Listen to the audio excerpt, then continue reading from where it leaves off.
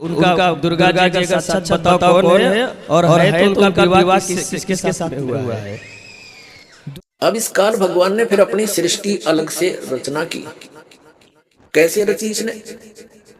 परमात्मा से प्राप्त उन 5 तत्वों से और 3 गुणों से अन्य रचना की। सबसे पहले इसने 3 पुत्रों की उत्पत्ति की, दुर्गा को अपनी पत्नी रूप में बनाकर। इस काल भगवान यानी सरपुरुष को अब काल भगवान कहने लगे हैं, क्योंकि काल प्रभु ब्रह्म भी इसी को कहते हैं, सरपुरुष भी इसे कहते हैं। पुण्यात्माओं, जितने भी अपने सदग्रंथ हैं उनको अब आसानी से समझा जा सकता है सृष्टि रचना की जानकारी के उपरांत। जो हाथ से छूटकर आकाश में गई थी वही अष्टभुजी दुर्गा है। तो ये यशोदा मैया की बेटी है और इनका नाम है माया। और माया के पति कौन है? माधव ही माया के पति। नमस्कार, आध्यात्मिक डिबेट चैनल में आप सभी का स्वागत है। तो आज अनिरुद्ध महाराज जी की भरी सभा में इस युवक ने बहुत ही शानदार प्रश्न किया है जो अद्भुत है। तो इन्होंने पूछा है कि माता दुर्गा का पति कौन है और वह साक्षात कौन है। इस विषय को लेकर हमने आध्यात्मिक वाले वीडियो में 2 संतों को चुना है, एक तो अनिरुद्ध आचार्य जी महाराज जी और दूसरे जगत गुरु तत्वदर्शी संत रामपाल जी महाराज जी। दोनों संतों के विचार हम इस वीडियो में बारी बारी से जानेंगे। तो आइए वीडियो को आगे बढ़ाते हैं और सबसे पहले जानते हैं अनिरुद्ध आचार्य जी महाराज जी के आध्यात्मिक विचार, फिर जानेंगे हम जगत गुरु तत्वदर्शी संत रामपाल जी महाराज जी के आध्यात्मिक विचार। गुरुजी, दुर्गा जी कौन है और उनका विवाह हुआ है कि नहीं, ये प्रश्न हमको 2-3 बार पूछे थे, तो हम थोड़ा बता नहीं पाए किसी को। क्योंकि मुझे पूछे थे कि उनका दुर्गा जी अगर साक्षात बताओ कौन है और है तो उनका विवाह किसके साथ में हुआ है। दुर्गा जी हैं योग माया। दुर्गा मैया का नाम क्या है? योग माया। दुर्गा जी का एक नाम है माया। माया क्या नाम है? माया। और ये माया किसकी बेटी हैं? जब भगवान श्री कृष्ण का जन्म हुआ देवकी के यहाँ जी, तो यशोदा ने भी एक कन्या को जन्म दिया था जी, जिसे वसुदेव जी लेकर आए थे। जिसे कंस ने पटका था पत्थर पर, जो हाथ से छूटकर आकाश में गई थी, वही अष्टभुजी दुर्गा हैं। तो ये यशोदा मैया की बेटी हैं जी। और इनका नाम है माया जी। और माया के पति कौन है? माधव ही माया के पति हैं। माधव भगवान ही माया के पति है। भगवान को क्या बोलते हैं? मायापति। जी, भगवान को क्या बोलते हैं? मायापति। मायापति हैं। तो माया। अभी आपने सुने अनिरुद्ध आचार्य जी महाराज जी के आध्यात्मिक विचार। आइए अब जानते हैं जगत गुरु तत्वदर्शी संत रामपाल जी महाराज जी के आध्यात्मिक विचार। ब्राह्मण लोग बच्चों का विवाह कराते हैं, जब उनके फेरे कराते हैं, हमने खूब सुना करते हम, वो क्या कहा करते, सटाट यहाँ से करा करते, काश्यप गोत्रा काश्यप गोत्री। तो हमारे कोई बुद्धि में नहीं आया करते, हमने सोचा इनका कोई सेंटेंस श्लोक होगा, ऐसे बोलते हैं। तो यहाँ परमात्मा से परिचित आदरणीय गरीबदास साहिब जी गांव छुड़ानी जिला जज्जर वाले ने परमात्मा से प्राप्त ज्ञान के आधार से कहा कि काश्यप गोत्रा और काश्यप गोत्री पंडित शाखा लाया और कोई तत्वेता ज्ञानी जाने, वो बाण बहन ब्याह घर लाया। अब एक ही गोत्र की शुरू में ही बोलता है ब्राह्मण फेरे कराने वाला काश्यप गोत्रा काश्यप गोत्री, तो दोनों बाण भाई तो शुरू में बढ़ा दिए उसने। तो यहाँ गरीबदास जी कहते हैं काश्यप गोत्रा काश्यप गोत्री पंडित शाखा लाया, यानी उस पंडित ने ये वचन बोला, और कोई तत्वेता ज्ञानी जाने, बहन ब्याह घर लाया। एक समय ये दास एक किसी प्लाट के सिलसिले में किसी के साथ कोर्ट में गया हुआ था, कचहरी इसमें तहसील में, पहले की बात है जब सर्विस करता था। तो वहाँ एक नंबरदार था जो वहाँ गवाही गुई देते हैं, वो वहाँ रहते हैं तकरीबन। तो वहाँ कोई बात चल रही थी उनकी किसी पॉइंट पे, वहाँ कोई केस था, किसी लड़की ने अपने ही किसी गोत्र के लड़के से को विवाह करने की चेष्टा की थी, तो वह जिक्र चल रहा था। तो वो पंडित वो कह रहा था, वो नंबरदार कह रहा था कि भाई मेरे 3 ब्याह हो लिए। नो बोला मेरे तीसरा ब्याह ही है। पहले वाली से एक बच्चा हुआ था, उसकी मृत्यु होगी, फिर दूसरा विवाह करा, हुआ भी ऐसे किसी कारण से नहीं साथ रह पाई, उसकी भी मृत्यु होगी। और तीसरा ईब करवाया है 10 वर्ष तक। तो तीनों बार पंडित ने अम्बाण भाई तो शुरुआत बना दिए थे, काश्यप गोत्रा काश्यप गोत्री, आप ना याद होता आप भी दान कर लियो, ऐसा वो कह रहा था। तो फिर तो सब का याद आवे, वह बोले वचन। और पंडित जी भी वहीं खड़ा था एक, तो उससे पूछ रहे थे भाई पंडित जी नो क्यों कहते हो तुम? वो बोला हमने नहीं पता, हमारे सारे कहते हैं, हम भी ऐसे कहते हैं। तो यहाँ परमात्मा ने बताया है, गरीबदास साहिब जी ने कहा है कि काश्यप गोत्रा काश्यप गोत्री, पंडित शाखा लाया, कोई तत्वेता ज्ञानी जाने, बाण ब्याह घर लाया। तो ये वहां से बिजली गिरी है या फिर यहाँ आकर हमने अपनी मर्यादा आप बना रखी है। उस सतलोक की नजर में, उसकी दृष्टिकोण से अगर यहाँ देखें तो ये ऐसा स्थान है जैसे पहले भारतवर्ष के अंदर कोई निकम्मे व्यक्ति और निकम्मी औरतें बिल्कुल बाज नहीं आया करती, गलत काम करते हैं, चोरी थे, ठगी थे, जारी थे और किसी अन्य कारणों से, तो उनको सजा दी जाती थी। इंडोमान निकोबार नाम का एक द्वीप है समुद्र के बीच में, उसको काला पानी कहा करते थे। उस काले पानी में छोड़ आया करते उनको कि ये यहाँ रहेंगे तो और समाज ने बर्बाद खराब करेंगे, तो औरतों को भी और उन व्यक्तियों को भी जो घने निकम्मे टाइप के थे, उस इंडोमान निकोबार नाम के द्वीप में छोड़ के आया करते थे। तो वहाँ फिर वापस आने का विकल्प नहीं, उनके पास कोई साधन नहीं था। तो वहाँ जैसे भी उन्होंने रहना था, कोई किसी ने कूटो छेतो, कोई किसी की इज्जत लूटो, कोई किसी का खसोट लाओ, ठाडे का राज। तो वहाँ फिर इस प्रकार से हजारों सैकड़ों की संख्या में व्यक्ति वहाँ रहने लगे। तो उन्होंने अब ऐसे जैसे तैसे अपना संतानें उत्पन्न करनी शुरू कर ली। धीरे धीरे अब वहाँ एक देश का रूप धारण हो गया। तो ये जो स्थान आप रह रहे हो, 21 ब्रह्मांड, ये सतलोक से हम काला पानी भेज रखे, यहाँ हमने आप पे फिर अपनी व्यवस्था बना रखी है, मर्यादाएं बनाई जीने के लिए, नाते गोत बनाए यहाँ पर रहने के लिए।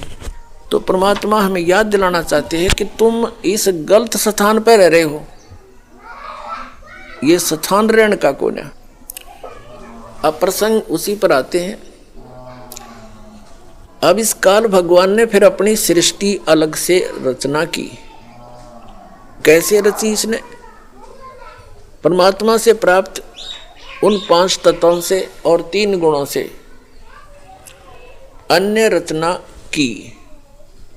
सबसे पहले इसने 3 पुत्रों की उत्पत्ति की। दुर्गा को अपनी पत्नी रूप में बना के इस काल भगवान यानी सरपुरुष को अब काल भगवान कहने लगे, क्योंकि काल प्रभु ब्रह्म भी इसी को कहते हैं, सरपुरुष भी इसे कहते हैं। पुण्यात्माओं, जितने भी अपने सदग्रंथ हैं उनको अब आसानी से समझा जा सकता है सृष्टि रचना की जानकारी के उपरांत। सृष्टि रचना इन सभी सदग्रंथों के समझने की एक मास्टर की है। ये सृष्टि रचना एक मास्टर की है सब सदग्रंथों के समझने की। ये प्रथम बार सुनने वाले को ऐसे लगेगी जैसे दंत कथा सी, लेकिन ये सच्चाई से परिपूर्ण है। अब आपको 3 पुरुषों की जानकारी हुई। एक सरपुरुष जो अंडे से बना, मान ले के कबीर परमात्मा के वचन से, एक अक्षर पुरुष जो अचिंत के वचन से उत्पन्न हुआ था, और वो तीसरा जो सबका मालिक वो परम अक्षर पुरुष है जिसको सत्य पुरुष भी कहते हैं। तो अपने सदग्रंथ इसका संकेत बहुत दे रहे हैं, लेकिन हम समझ नहीं सके क्योंकि हमारे पास ये मास्टर की नहीं थी या मुख्य चाबी नहीं थी। सृष्टि रचना का में ज्ञान नहीं था। सृष्टि रचना का ज्ञान रचने वाला ही दे सकता है। तो उस परम अक्षर ब्रह्म सतपुरुष कबीर जी ने आकर के हमें यह सृष्टि रचना का ज्ञान दिया, और उस ज्ञान को दास अब आपके रूबरू कर रहा है, आपके समक्ष पेश कर रहा है और सभी सदग्रंथों से प्रमाणित कर रहा है। श्रीमद् भगवत गीता। अब थोड़ा सा आपको इन तीनों पुत्रों की उत्पत्ति बता करके फिर सदग्रंथों का रेफरेंस देंगे, आसानी तो समझ में आओगा। तो सबसे पहले इस सृष्टि रचना के अंदर और इस सारे अध्यात्म ज्ञान को समझने के लिए आप जी को एक चित्र दिखाते हैं जो आसानी से समझ में आओगा। देखिएगा, ये एक ब्रह्मांड है, ये एक ब्रह्मांड का चित्र है। ये ऐसा समझो, ये एक ब्रह्मांड है।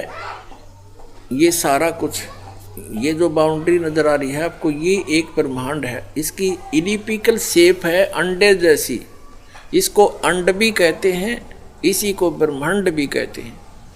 इसमें देखिएगा नीचे के ये 7 लोक, ये वितल, महातल, तलातल, पाताल, रसातल, सुतल, अतल आदि, और ये पृथ्वी हम जिस पर रहते हैं, और ये ब्रह्मा जी का लोक, ये शिव जी का लोक, ये विष्णु जी का लोक। इस एक ब्रह्मांड के अंदर सामग्री है। या एक ये इंद्र का लोक, ये स्वर्ग और नरक इकट्ठा ही है, ये स्वर्ग लोक कहलाता है।